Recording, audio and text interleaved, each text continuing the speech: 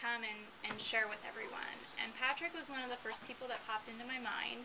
As a matter of fact, the last time you were here with John Roberts, and we were talking about just the story that Patrick has and sharing that. So when we proposed the idea of these series, Patrick was one of those people that I said would be wonderful to have come if he was up to it.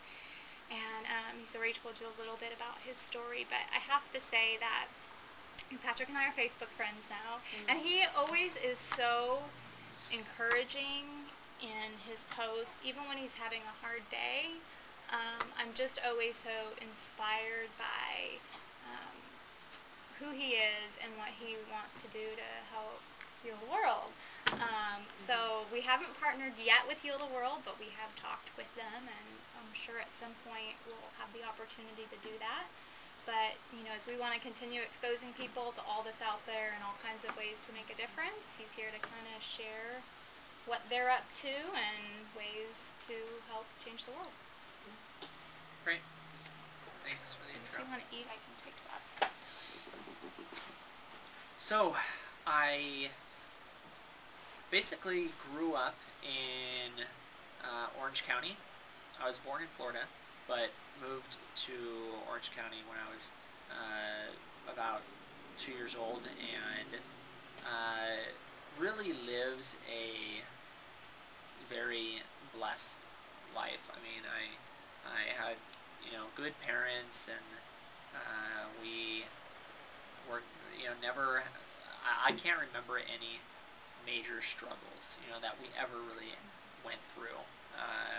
Financially, we were very blessed, and the location of where we were, I was able to just play so many sports, and had a love for surfing. Eventually moved down to San Clemente, where I could do that every day, and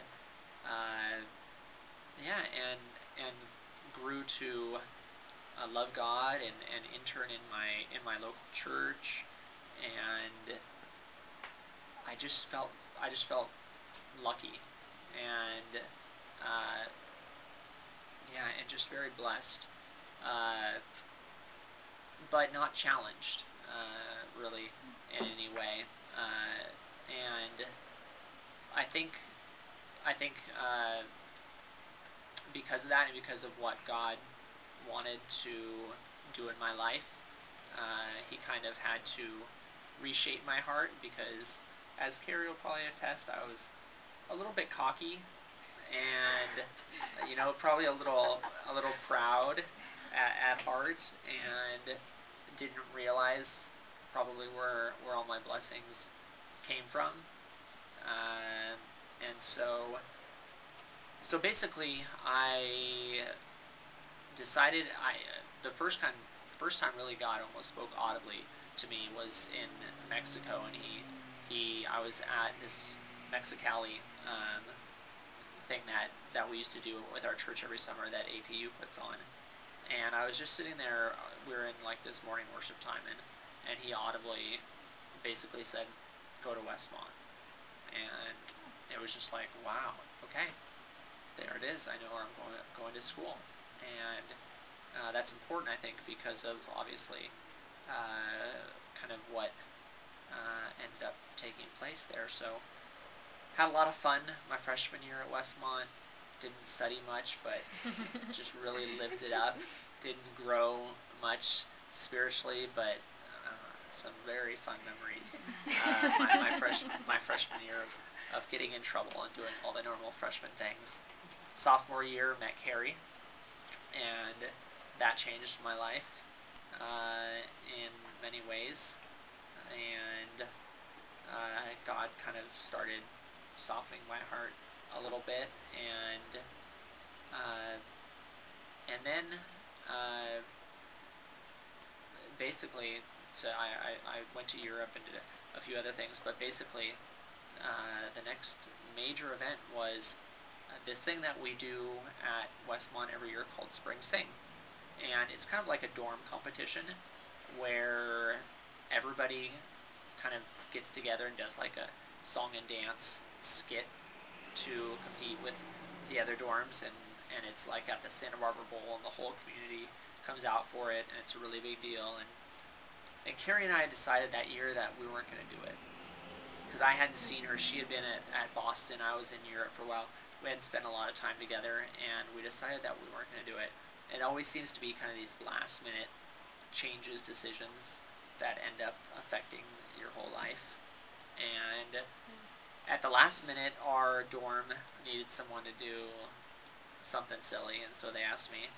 And I went to like one practice the night before. I was sick. I remember I was trying to, my parents were coming up.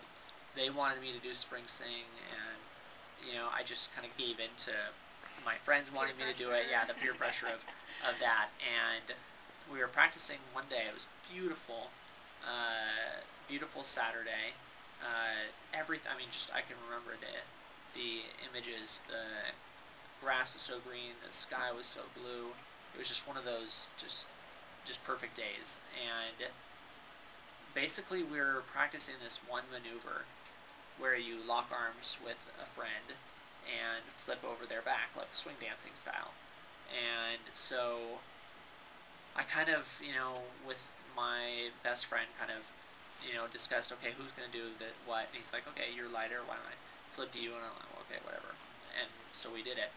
And I did it once, kind of fell on my back, almost made it over, did it again, and fell directly on my head. And all my body weight on my head, at my neck, with my neck at just the wrong angle. Basically, instantly, I knew that my life was changed. I mean, there was no doubt in my mind that I was not, for some time, going to be able to move. I didn't even, my arms, my legs, I had no idea, but I just knew that my life was changed, and I cried out to God in very, very painful ways, and instantly went into ICU, and I won't go through the entire recovery, but basically I was like a little baby again, and really spiritually and physically. I think God used that time to, all the way up to the present, to begin reshaping my heart for what He wanted to accomplish in my life. And so at first I couldn't move my arms, I couldn't move my legs, and I was in constant pain, and I had, like she said, double pneumonia. I was on a ventilator to breathing for me, full life support, and we had really no idea at that point what was going to happen, except that we had thousands of people around the world praying for me. I had this map that we still have that I can remember on the ceiling. I just would look up the ceiling all day long and just look at the little pins in the map all the way around the world from all these networks of people that were praying for my recovery. And of course I was focused on getting back up there, getting on the surfboard, getting back out, full recovery.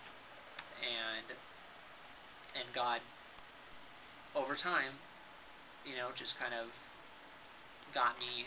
At first, the idea of being in a wheelchair was abhorrent. I mean, I was just like, I will never be one of them. I just like, never. I mean, and it was just unthinkable. And so, over time, he began to. I kind of got some movement back in my